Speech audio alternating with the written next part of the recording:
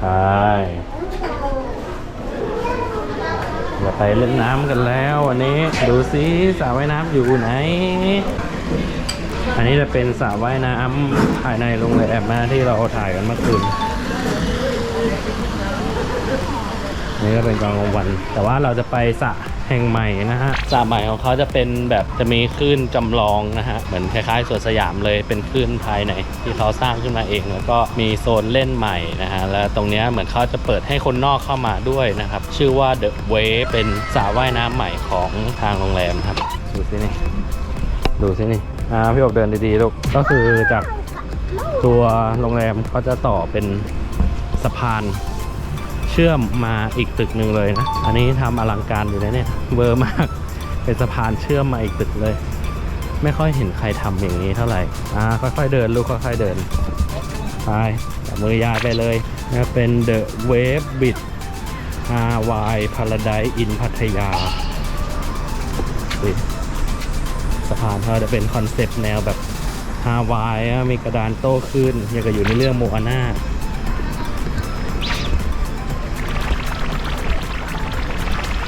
เด็กๆมาพร้อมแล้วไปเรา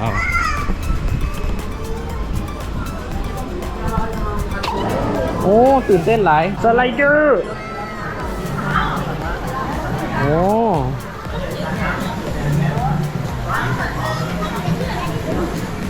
ทางนี้พี่เอื้อมาทางนี้ก่อนลูกอย่าเพิ่งตื่นเต้นมาทางนี้ก่อนครับพี่เอื้อมาโอ้มาเดินมาทางนี้ลูกมาโอ้ยค่อยๆเดินอย่าเพิ่งดีใจไปหาที่นั่งก่อนลูกไปมาทางนี้มาโซนเด็กน้อยอ๋อตรงนี้เขามีบ่อทรายให้เด็กเล่นด้วยเป็นบ่อทรายภายในเลยในเมื่อเราไม่ได้อยู่ใกล้ทะเลเราก็สร้างหาดทรายขึ้นมาตรงนี้ได้อันนี้ก็จะเป็นสระเด็กน้อย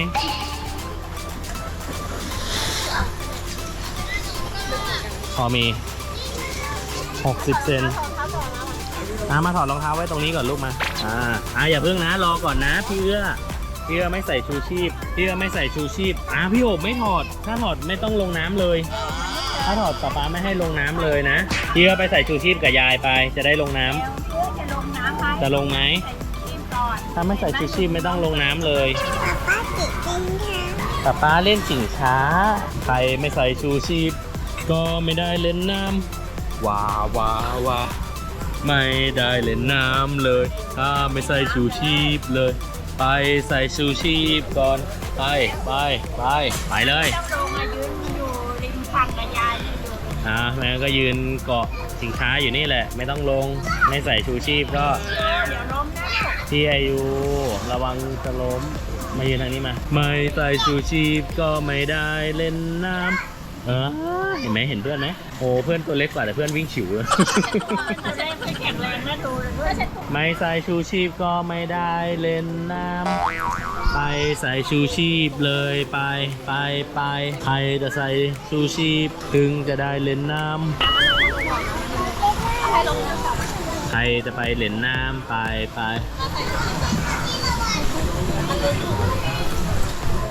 อ๋อพอได้ประมาณนี้พอได้ค่อยๆลงมาพี่เธอมาค่อยๆลงป๊าจับอยู่ไม่กลัวเดินลงมาลูกเดินลงมาก้าวมานี่มันเป็นบันไดพี่เธอนี่ป๊าจับอยู่ลงมาฮึบลงมานี่ป๊าจับหมดแล้วนี่ยืนเอ้าโอ้ยถ้างั้นนั่งตรงนี้ถ้าไม่ลงก็นั่งตรงนี้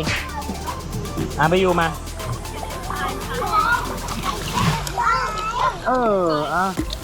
เห็นไหมพี่ยูก็ยืนได้นี่พี่เธอ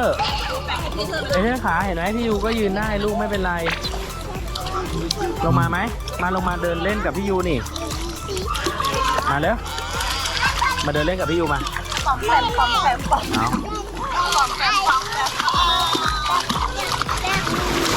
โอ้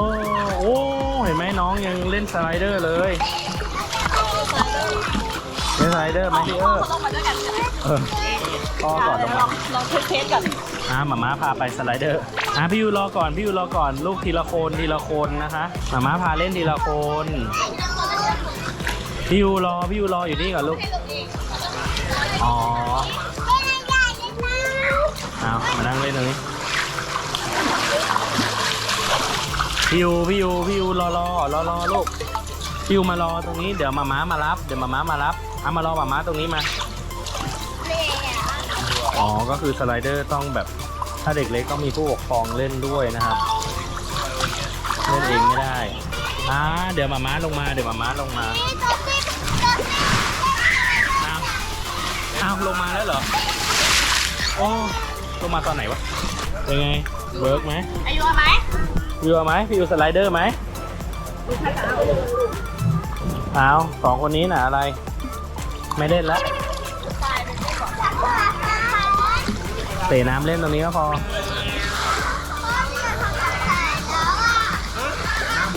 ดำเอาเตะน้ำเล่นเอาไม่ได้อยากเล่นน้ำเหรอลงมาไหมเล่นน้ำยืนนี่ไงไม่เป็นไรยืนเดี๋ยวมาเกาะขอบสระหน่อยลูกมาเกาะขอบสระมือตุ่มเกาะแล้วเท้าตุ่มยายเกาะไว้ให้เอาเท้าขึ้นตุ่มเอาเท้าตุ่มนะไปไหนเดินไหนไม่เดินไม่ใช่เดินใหญ่ใช่ไหมเดินเล็กทำไมเดินเล็กมันชันกว่าเดินใหญ่นี่เดินลงอย่างนี้นี่คือชันกว่านะ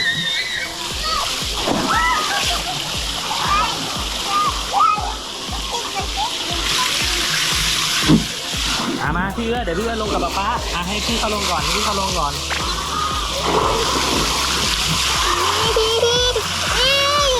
มาลงกับป๊ามาอะไรอันนั้นมาของผู้ใหญ่อึ๊บโอ้ยเอาไปกับวิ่ง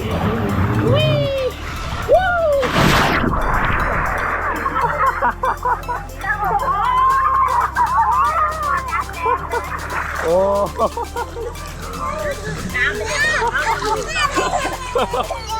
เปียกเสื้อเจ็บมันถอดได้ไหม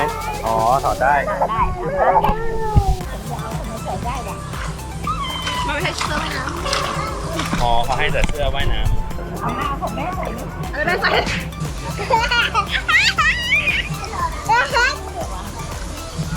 เอาเท้าตุ่มดิเอานี่แล้วหนูหัดให้เขาเกาะนี่แล้วหัดให้เขาลอยตัวด้วยการเอาเท้ากระทุ่มน้ำเอามายายเกาะมันน้องแต่น้องยังไม่ตัวเลยพี่เอาโยนที่ตุ่มไหนเบเธอร์นางเงือกพ่นฟองสินางเงือกพ่นฟองดิคุยนางเงือกพ่นฟองเข้าปากเดี๋ยวนะเข้าปากตลกตอนอยู่บ้านนางเงือกพ่นฟองไม่อยากจำป๊าไม่อยากจำมาจับมือป๊ามาเอาโดน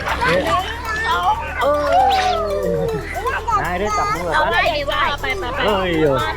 ยากจำหมดเลยจำยังไงไอ้จำ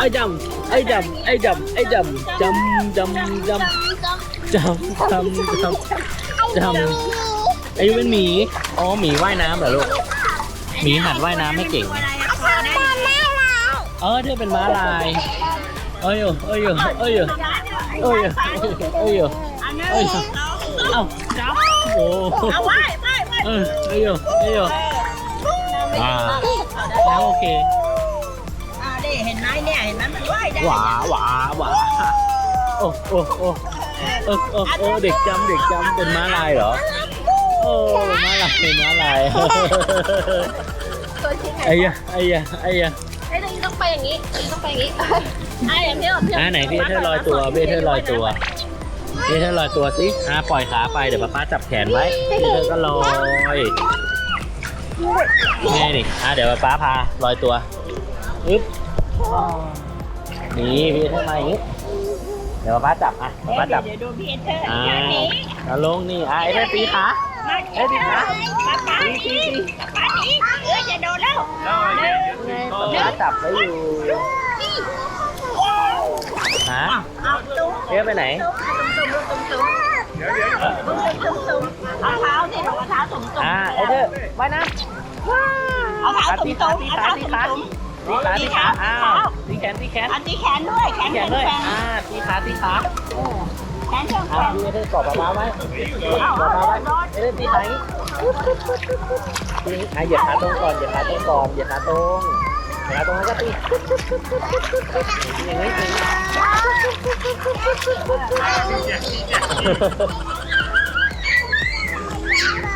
อ๋อ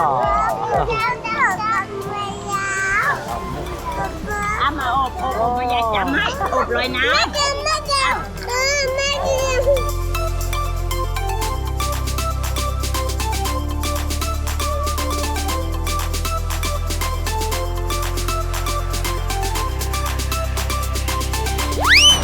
มาเลยโอ้ว้าวเห็นไหมขึ้นเหมือนทะเลเลยโอ้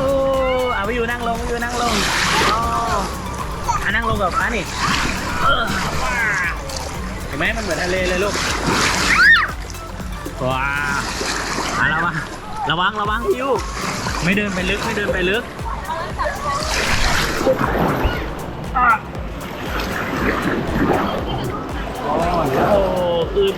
ขึ้นซัดโอ้วี่โอ้ขึ้นแรงเลยวี่โอ้เจอขับคืนเขาก็เอาเรื่องไงโอ้ตรงนั้นโค้ดตรงนั้นน่าจะลึกอยู่โอ้ย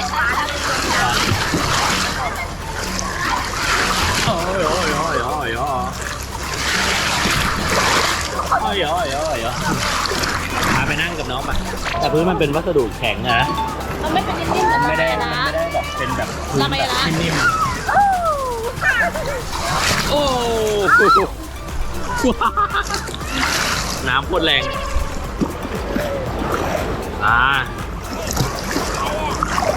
ชอบหลาย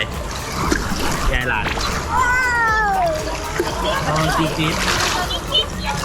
ไอ้จี๊ดจี๊ดโตขึ้น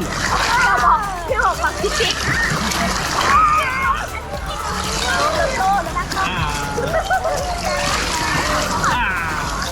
ฟิวไปไหมเดี๋ยวป้าพาไปไหมว้าวเอาโดดอาจารย์โดดอาจารย์โดดอาจารย์โอ้ขึ้นใหญ่ว้า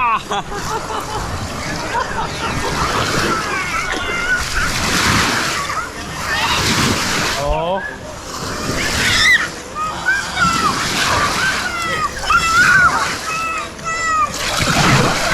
โอ้ย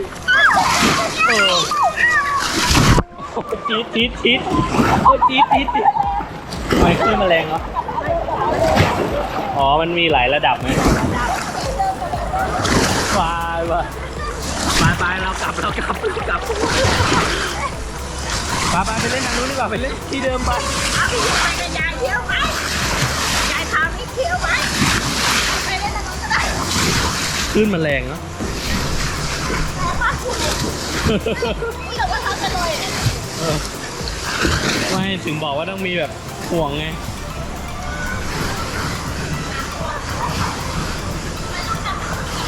ไปเราไปทางนู้นดีกว่าปะมีคนท้าทายโอ้ออกมาไกลเว้ยบักจิ๊ดอ้าวจิ๊ด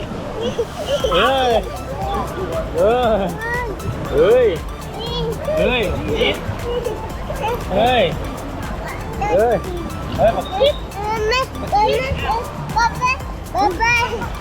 ไปพอแล้วไปจับมือมาเอ้ยไปจี๊ดพอแล้วเฮ้ยเดี๋ยวแม่ไปช่วยทางนู้นดูได้ไหม น้องไม้แม่ก่อนเลยไปด้วยไป เอ้าไปโว้โว้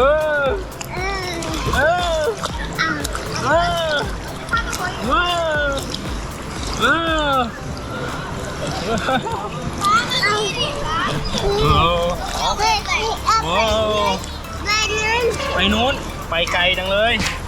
เท่านี้แหละ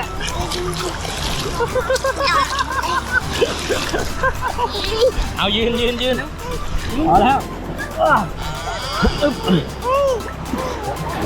ไปเล่นไรเดอร์ทางนู้นดีกว่า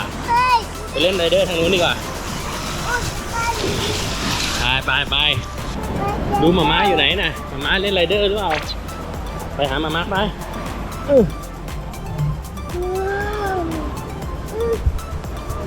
เล่นเบาๆอ๋อเล่นเบาๆ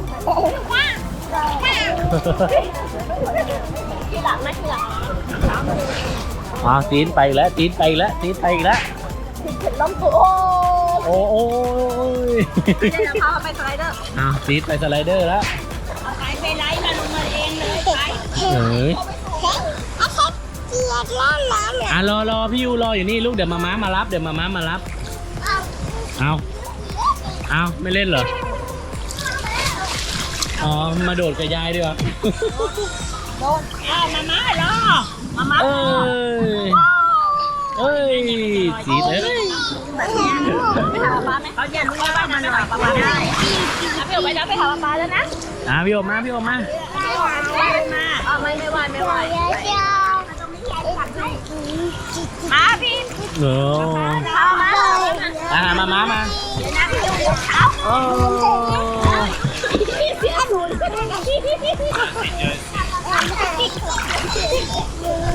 อาจารย์อาจารย์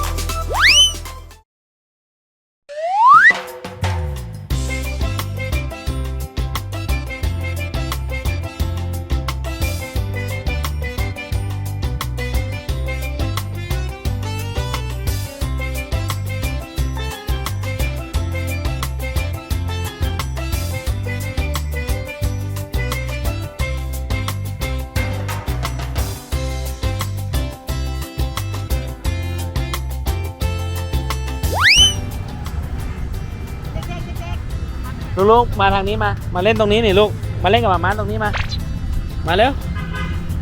ไปตามหมาม้าไปเก็บทรายไปด้วยตามหมาม้าไ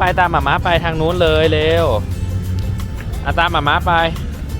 เอาไม่มีใครเก็บอันนี้ไปเลยอึ๊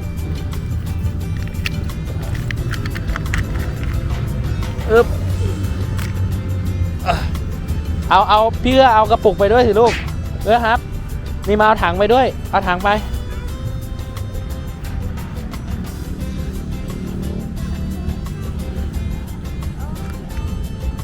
เล่นตรงนี้นี่ลูกเล่นตรงนี้พี่อบไม่โยนทรายอย่างนั้นนะลูกตอนนี้เราก็อยู่กันที่หาดพัทยานะครับก็พาน้องๆมาเอนจอยกับการเล่นทรายน้องๆก็เอนจอยกับการเล่นทรายสุดๆนะฮะตอนนี้เล่นทรายกันสนุกสนานเลยเราก็เลยจะสั่งของกินมานั่งกินกันที่นี่เลยนะครับไม่น่าเชื่อนะว่าที่นี่คือหาดพัทยาคุณพ่อเคยมาสมัยแบบว่าริมหาดนี้แบบไม่น่าเดินนะมีแต่เต็นท์มีแต่ล่มเต็มไปหมดนี่คือการพัฒนาที่แบบก้าวกระโดดสุดๆแต่ที่จริงก็เห็นตั้งแต่ที่มาคราวที่แล้วนะฮะ แต่ก็ยังประทับใจอยู่เหมือนเดิมมันเป็นแบบนี่คือริมทะเลแบบในอุดมคติอ๋อเล่นอะไรนะทรายเหรอลูกโอ้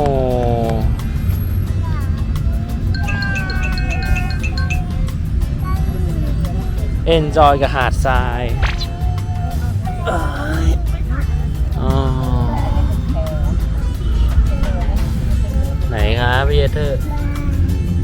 เล่นอะไรนะอ๋อโอ้เทอะไรนะเทอะไรพี่เอื้อสนุกกับการเล่นทรายแล้วกันก็หลังจากที่เล่นน้ำที่สระโรงแรมเสร็จนะก็เลยพากันมาที่หาดรับลมทะเลเล่นหาดทรายถ้ามาพัทยามันก็ต้องมาทะเลหน่อยเล่นทะเลก็ต้องเที่ยวทะเล มาทะเลก็ต้องเที่ยวทะเลโอ้อายุอะไรครับลูกอายุทำเป็นหอยเหรอทำเป็นภูเขาเหรอพี่โอบพี่โอบพี่โอบ พี่ออก พี่โอบไม่แย่งพี่เธอเอาอันอื่น ทุกคนเลย เอาอันอื่นลูกเอาอันอื่น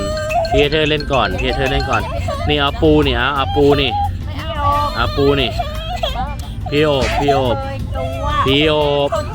ไม่เอาไม่แย่งพี่พี่เล่นอยู่ก่อนแล้วลูกพี่เล่นอยู่ก่อนแล้ว จะมีมายายนี่มาพี่ยกให้เดี๋ยวพี่ยกให้ เดี๋ยวพี่เอาให้ พี่เธอยาย แบ่งกันมาเล่นใช้ยายนี่ยาย ให้พี่เล่นก่อนลูก เอาอันนู้น นี่ไงพี่โอบเอาถังก็ได้ลูกมาตักใส่ถังนี่ นี่ ก็จะเอาถัง นี่พี่โอบนี่มาตักใส่ถังนี่เอาให้ลูกไงเทเอาก็ตักใส่ถังแล้วค่อยเท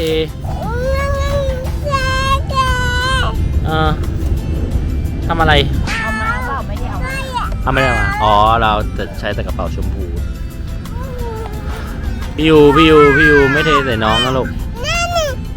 อ้าวนี่แย่งของเขาอีกแล้ว อายุ อายุนี่ โอ้ยมีแล้วครับแม่ค้าแบบ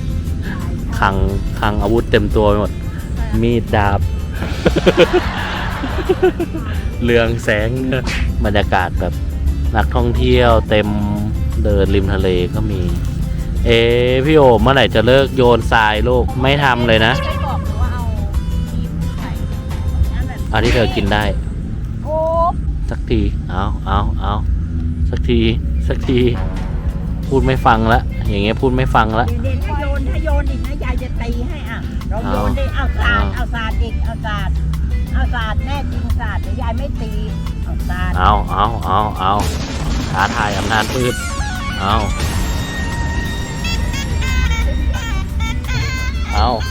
ยกที่หนึ่ง ท้าทาย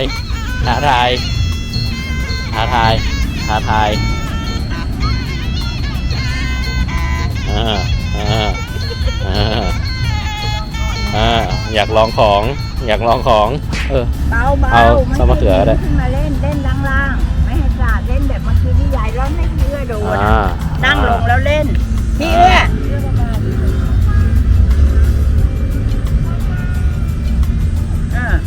เนี่ยเขาร้อนอย่างนี้ไม่ได้รถจะมีน้ำร้อน น้ำอะไรก็คือเขาทำหาดใหม่แล้วแบบเขาติดสปอตไลท์ทุกที่เลยยกเว้นที่เรานั่ง บอกว่าให้ไปนั่งคุมไฟหน่อยมันมองเห็นไม่จะมีกล้องเค้ก ได้อยู่ได้ร่มเงาต้นมะพร้าว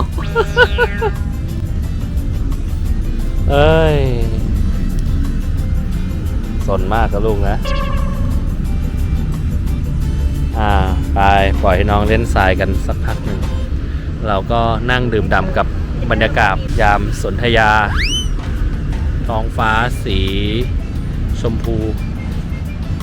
สวยงามริมหาดโล่งๆผู้คนหลากหลายมารวมตัวกันที่นี่นะกับเด็กน้อย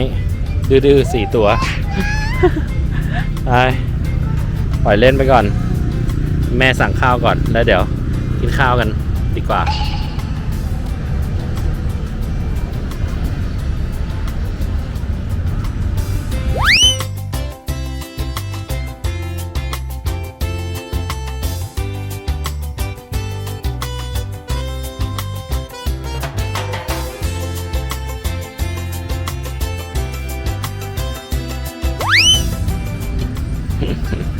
ตอนนี้ก็คือฟ้ามืดไปหมดแล้วนะฮะโอ้ยอะไรนี่อะไรนี่เล่นกันดีๆเล่นกันดีๆโอ้เล่นกันดีๆเล่นกันพี่โอบมันไม่ใช่ล้างจมูกลูกมันเป็นทรายไม่ทำอย่างนั้นไม่ล้างจมูกมันไม่ใช่ล้างจมูกโอ้พี่ดูน่ะเรือลำนั้นเขามีเลเซอร์นะเห็นไหมนะไปแล้วข้าวมาแล้วไปถึงเวลาแล้วอันนี้อะไรนี่เรือหายไปไหนหายไปไหนแล้วโอ้ทำอะไร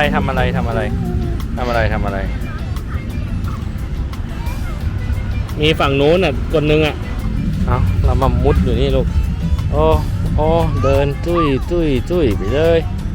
โอ้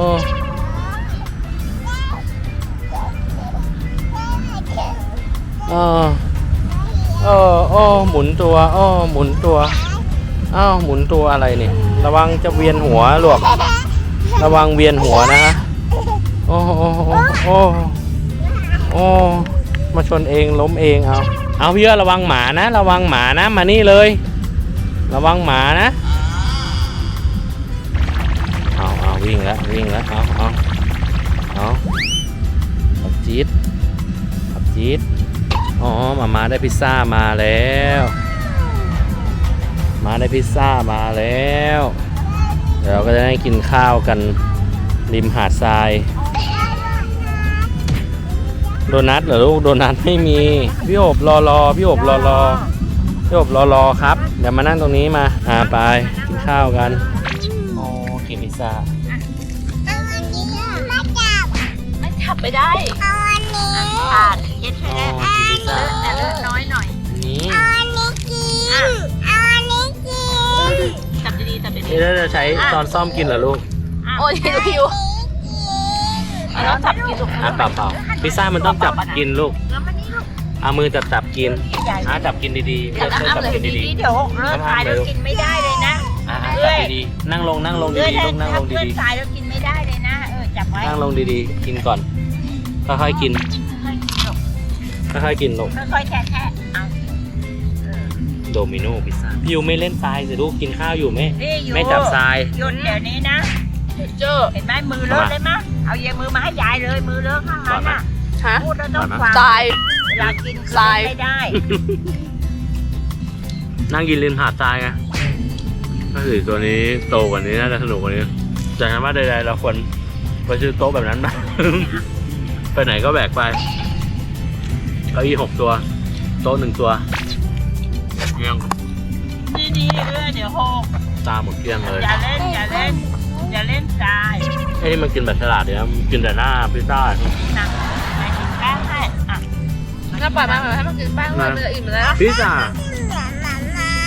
อร่อยไหมกินพิซซ่าเหมือนเปปป้าเลยใช่ไหมไม่ใช่แบบเป็นพวกที่เราพี่อบเอาหน้ามันออกหมดแล้วกินอะไรลูกที่เหลือกินหน้าแต่สับปะรด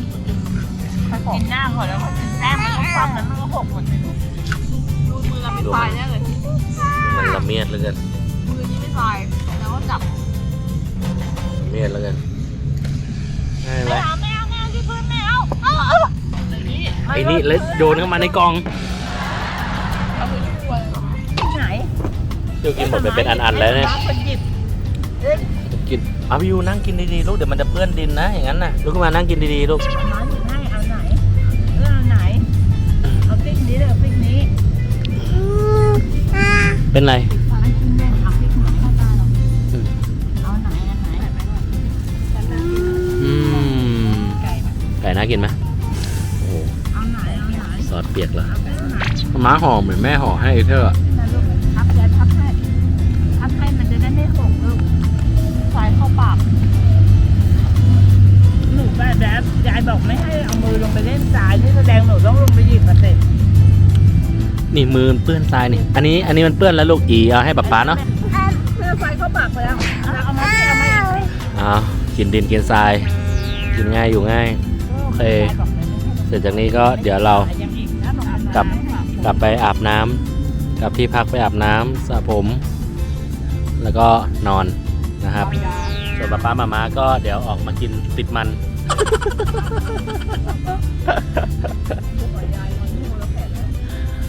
โอเคเดี๋ยวยังไงเดี๋ยวค่อยว่ากันทุกคนใช่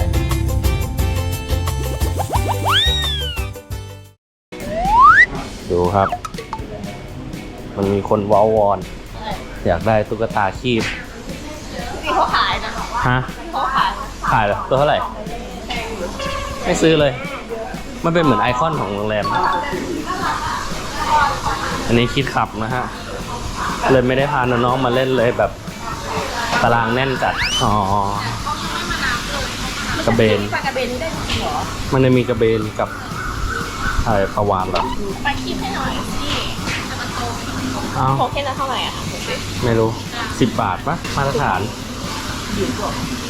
อยากได้เท่าไหร่นะคะ240 บาทจะไปคีบได้แน่ๆเลยไหมคะได้แน่ๆเอาละ อุ้ย อ๋อ อันนี้เขาเป็นระบบแบบ 100% คีบ240แล้วละ240อาคีบไม่ได้นี่เปิดตู้ไข่ให้เลยใช่ไหม เพื่ออะไร อยากไปดูอ่ะเชื่อไม่เห็นในทีวีแล้วมันก็พูดว่า ถ้าไปให้ลูก4 ตัวนะ บ้าเหรอตัวเดียวปลาของพี่ เดี๋ยวมันก็ไปแย่งกันอีก ถ้าฉันแบบคีบงูมากอะแล้วมันไม่ได้ทำไม ถ้าปลากระเบนนะ ปลากระเบนมันจะตกมาในช่วงนี้ได้ อยู่บ้านมีปลาวาฬนะ ก็ถึงบอกกันไม่ได้เดี๋ยวน้องเขาเปิดตู้เอาให้ จริงป่ะปลาคีบให้หน่อย ฮะ หลังจากใส่เหรียญไปแล้วมีเวลา30 วินะครับ ถ้าได้แน่ๆกี่วีก็เหมือนกัน ปลา ตัวนี้อะ เอาตัวนี้เอาตัวใกล้ๆสิ ฮะ จะเอากระเบนไหมเหรอ ปลากระเบนนอนอยู่ยังไง โอ้โห แล้วมันแผ่ขนาดนั้นมันจะไปได้ยังไง เอามัน ลอง แถม ตัว ก็ นี้ดิ คีบเข้าหัวมันไง อืมนี่เอ๊ะ พี่โอไข่สี อ้าวน้อง เปิดได้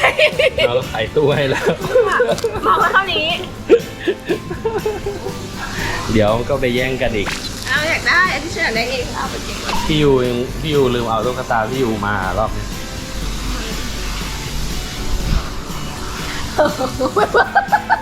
มันคีบโง่มากคือมันไม่ติดขึ้นมาเลยดีกว่า โอ้ยอีตู้พวกนี้แขนมันเหมือนแบบกล้ามเนื้ออ่อนแรงอะแขนแบบที่มันแบบวูบขึ้นมาอย่างนี้เลยเป็นทุกตู้เราไปดูซีวิวชั้นที่2ดีกว่า เราขึ้นอยู่ดีหรอจะได้ไป ลิฟต์หนึ่งน่าจะอยู่ทางนู้น ไม่อยู่ทางนู้นหรอ ทางไหนวะ นู้น นู้นเหรอ แต่ว่าทางนู้นมันจะมีปะไปทางเนี้ย อ๋ออ่ะก็ขึ้นตรงนี้แหละ Sea Views Lounge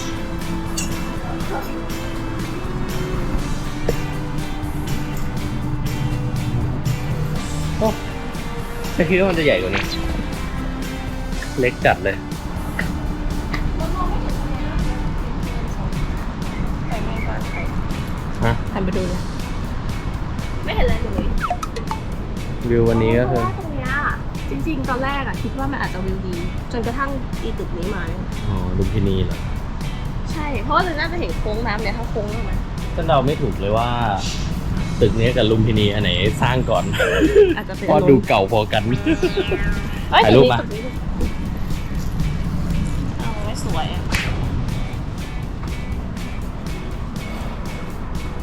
แล้วก็พามาดูพอแบบ ประเด็นคือเขาเอาน่าจะเอาไว้สำหรับให้เด็กเล่นแหละเนาะให้เด็กมาคีบแล้วแบ ได้ บ หรอ ขอให้ไม่ได้ เด็กที่ไหนมันจะมีปัญญาแลกโทเค็นอันละ240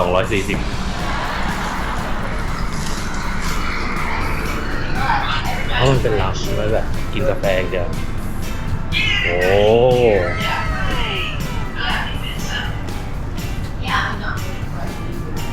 อันนี้เราใช้โกโปรถ่ายอาจจะดูเหมือนกับว่ามันใหญ่จริงๆแบบไม่ได้ใหญ่ขนาดนั้นนะทุกคน ไม่แต่ก็เห็นจากตอนขับรถมาแล้วว่ามีห้องเล็กๆ อืม ต่าง มันก็เป็นแบบพาโนรามาวิวเลย เห็นแบบ360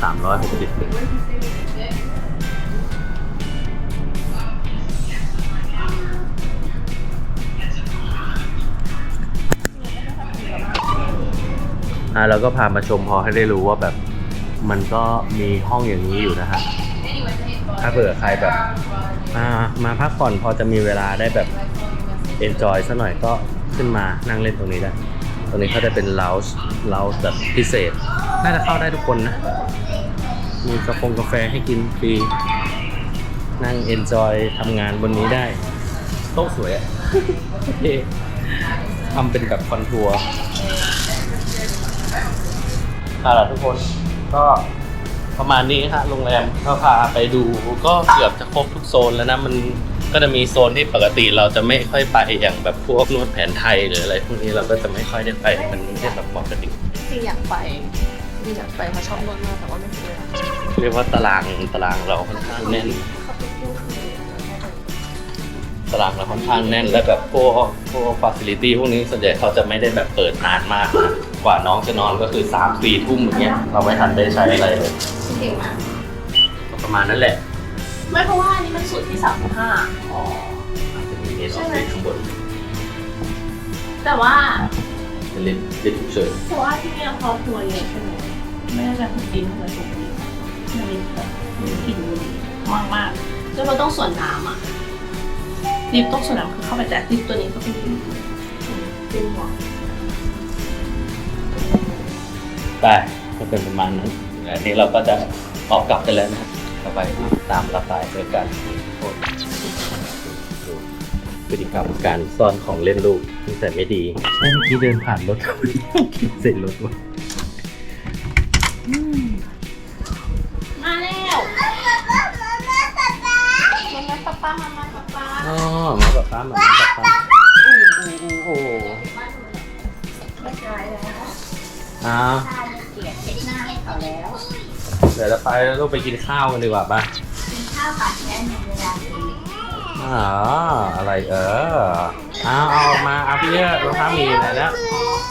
นู่นไงหมีแดงน่ะ สีแดงนะหนูขึ้นโต๊ะแล้วหนูก็กำสะบัดแล้วยายบอกไม่ให้ใส่ขึ้นโต๊ะ โวยวายไหลไอ้เยี่ยมกลับบ้านใครกลับบ้านยกมือขึ้นไม่มีใครอยากกลับเลย ไม่มีใครสนใจเลยตอนนี้มันดูแต่ทีวีเนี่ยไอ้กลับบ้านอันนี้เราก็ต้องกำจัดแคมเพิร์ดขยะมูลฝอยส่วนตัวบายบ๊ายบายบ๊ายบายบ๊ายบายบ๊ายบา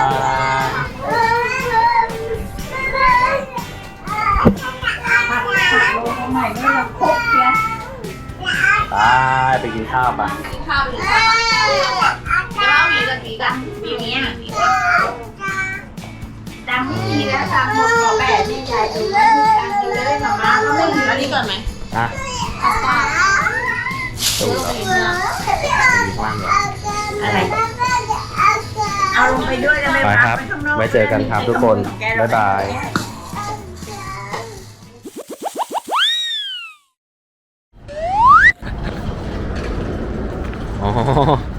โอ้พี่เขาออกมาต้อนรับแล้วกลางต้มเลยกลางล่มเลยอ้าวคุณยายยังไม่มาโอ้ไปแล้วทางนั้นอ๋ออ้าวมาแล้วพี่ยูมาแล้วโอ้ระวังลูกมาทางนี้ไปจับมือป้ามา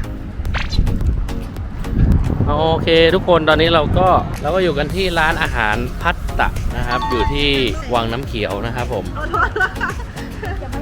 ก็เป็นร้านอาหารแบบสไตล์โมเดิร์นนะฮะแล้วเราจะไปดูเท่าที่เห็นรีวิวมาเหมือนจะมีอาหารหลากหลายสไตล์เป็นอาหารฟิวชั่นนะครับบรรยากาศก็วันนี้มันอากาศร้อนแหละทุกคนแต่ปกติมันน่าจะดีอยู่นี่แต่ลมพัดตลอดเลยนะข้างๆนี่มีกังหันด้วยดูเขามีกังหันลมนะลมพัดแรงมากร้านพัตตะวังน้ำเขียวเราไปดูข้างในร้านดีกว่าบรรยากาศร้านภายในคนเยอะนะสำหรับที่นี่คนเยอะมากเลยนะเรามาผิดฤดูแหละหน้าหนาวจริงๆมันน่าจะเย็นกว่านี้ แต่ลมมันดีนะอ้าวใครจะมานั่งโต๊ะเบบีนั่งโต๊ะเบบีเดี๋ยวป้ามาให้ เดี๋ยวพี่เขาเอาโต๊ะเบบีมาให้ลูกเราปิดตรงนี้ไว้ก่อนดีกว่า กันเหนียวเดี๋ยวมันจะทะลุมิติมัลติเวิร์สไปลมเย็นมากอยู่ แบบลมร้อน ไม่แต่อยู่ในร่มอย่างนี้ก็ไม่ร้อนนะอยู่ในร่มอย่างนี้ก็โอเคเลยตรงนี้เหมือนเขาจะมีสวนดอกไม้เพื่ออันนี้มันจะเป็นย่านที่แบบไล่สตรอเบอรี่เยอะๆอะ ไม่รู้ที่ไหนเหมือนกันแต่วังน้ำเขียวอ่ะเดี๋ยวรอโต๊ะเบบีก่อนโต๊ะเบบีมีกี่อันพัตตะเมนูมีลาซานญ่าด้วยเหรอไม่เคยกินเลยบรรยากาศดีลมพัดเย็นภายในร้านแบบว่าโอเพนแอร์แต่ส่วนห้องแอร์เขาก็มีนะเรานั่งอยู่ตรงนี้อ๋อมีเสริมเบาะ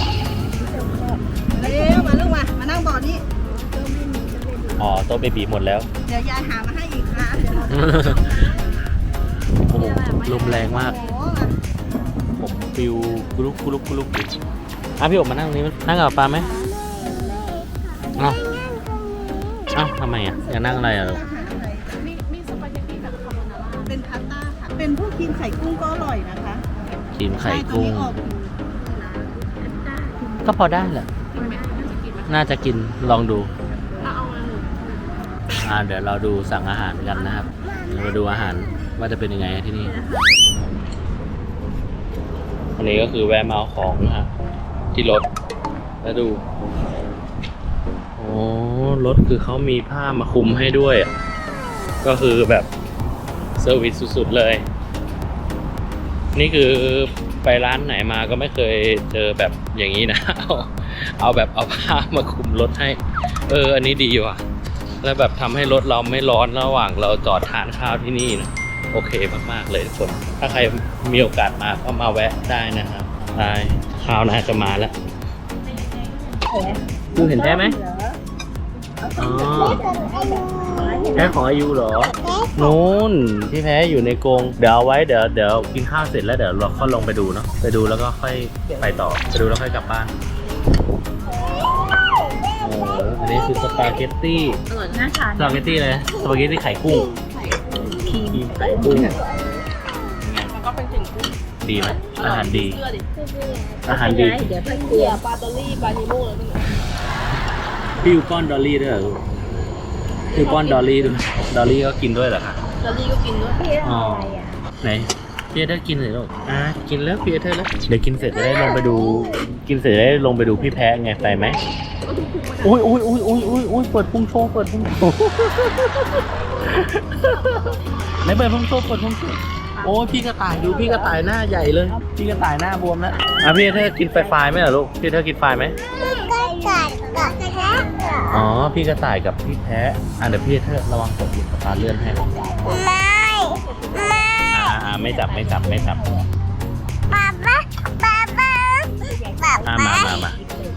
มากินดีๆนั่งกับป๊าก็กินดีๆร้อนนั่งกับป๊ากินดีๆลูกกระต่ายอยู่ในเสื้อพี่เอเธอร์ไงมันมีแต่พี่แพะลูกที่นี่เขาเลี้ยงพี่แพะกินนี่ไงกระต่ายนี่กินข้าวก่อนป๊าก่อนมา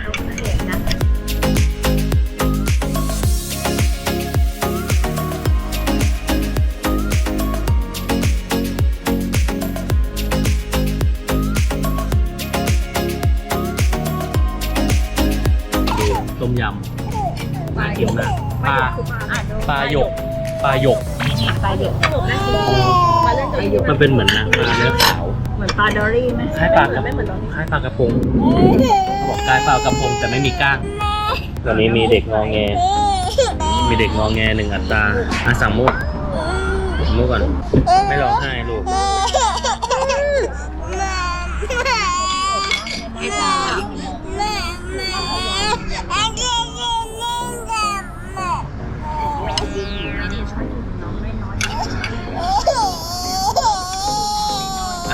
ไปนั่งเก้าอี้เบบี้เด็กลงมาดูแพะแล้วพนักงานเขาน่ารักมากเลยพี่พนักงานเขาพาน้องๆลงมาดูแพะให้คุณแม่คุณยายนั่งทานข้าวกับมาเร็วพี่เอเธอร์มาทางนี้ลูกมาทางนี้นะโอ้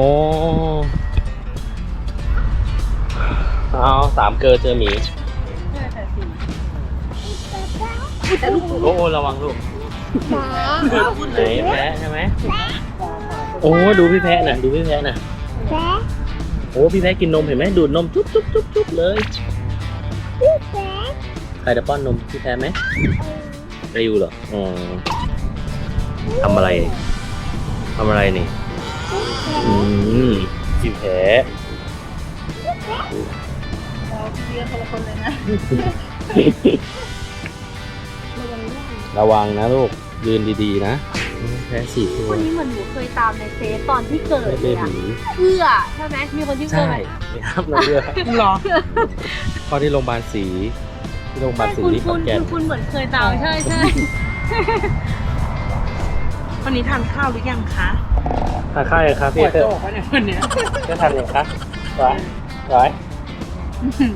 โอ้จีนน่ะ ระวังเขาพังนะลูกหืม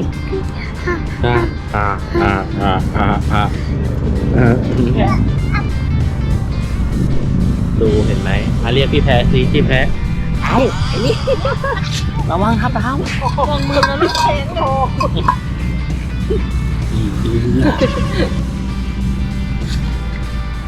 คนไหนเอเธอร์คะ เขาต้องหลับหลบเขา คนไหนเอเธอร์คะ เดี๋ยวยูเห็นแพ้ไหมลูกแพ้ตัวน้อยแพ้ภาษาอังกฤษเลยแพ้ภาษาอังกฤษเลยภาษาอังกฤษเลยอะไรนะครับ โอ้โอ้โอ้ยแพ้แพ้โอ้ยสนใจหลายพอยัง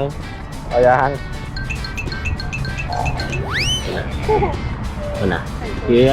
รับไปไหนลูกรอพี่ด้วยอันนี้โอ๊ยพี่แพ้จามฮัชชูอ๋ออันนี้อะไรนี่กังหันอะไรกังหันเทเลทับบี้อ๋อกังหันเทเลทับบี้อ๋อกังหันใช่ไหมใช่กังหันไหมอ๋อตื่นเต้นกับกังหันเทเลทับบี้ใช่ไหม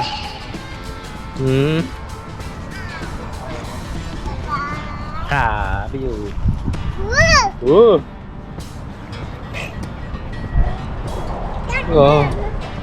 กังหันอะไรกังหัน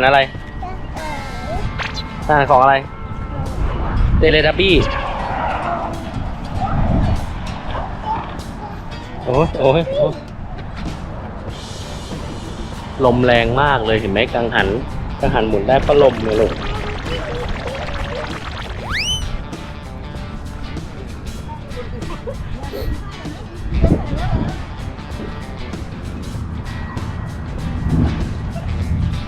แล้วก็มีไอทีด้วย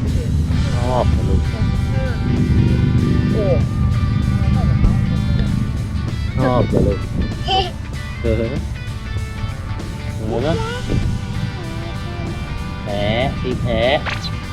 แพ้ร้องยังไงแต่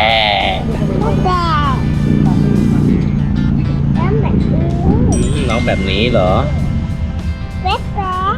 แพ้เห็นไหมพี่แพ้ไปกินฟางแล้วลูก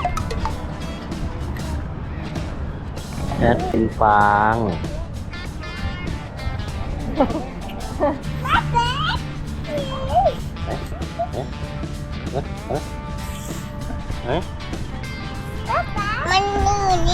มันอยู่นี่เอง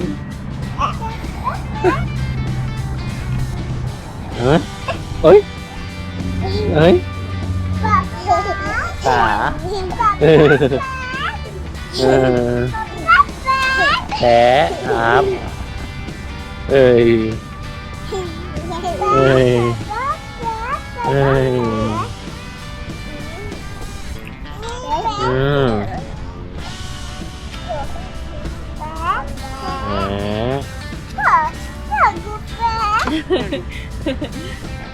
พี่แทนร้องนะตลกเหรอ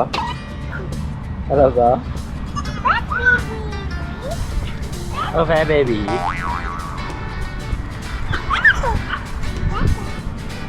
ไปไหนมาเราอะฮะ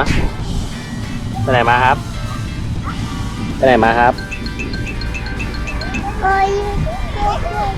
เอา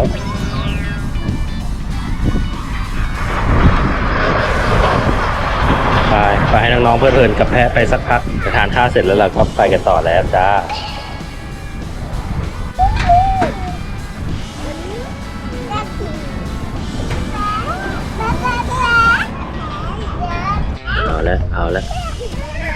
เอาละมันเริ่มมีการเอามือล้วงแล้วตอนนี้ เริ่มมีการล้วงมือแล้วแล้วน้องไม่ไปไหนด้วย น้องยืนให้จับ โอ้ยอาจจะกึ๋ยอะไรอ๋อแพ้สิเฮ้ยไม่เอามือให้น้องเลียนะลูกจับเฉยๆไม่ให้น้องเลียมือนะแผลน้องแพ้โอ้ยโวยวายหลาย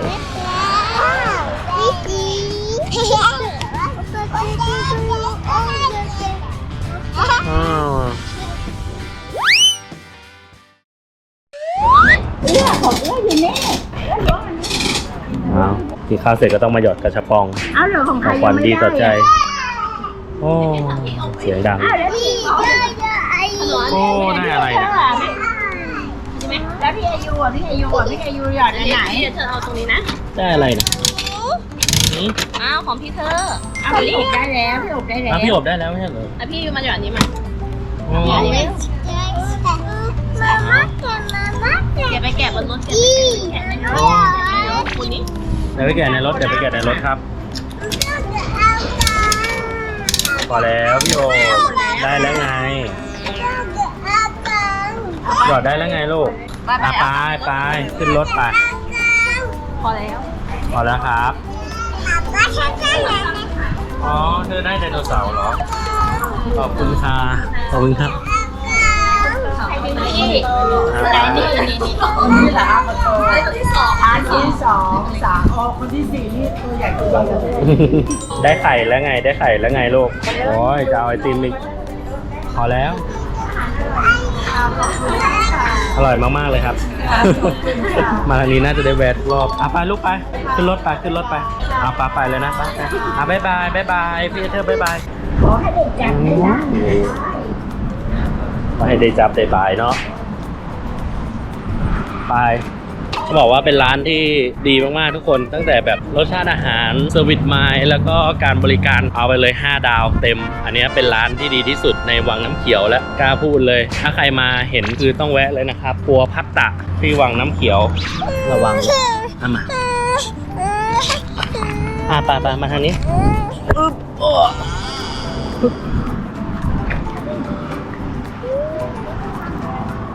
ใครมาต้องแวะเลยนะฮะตรงนี้ไม่แวะไม่ได้ถือว่าผิด ไปมาพี่ยูไปแล้ว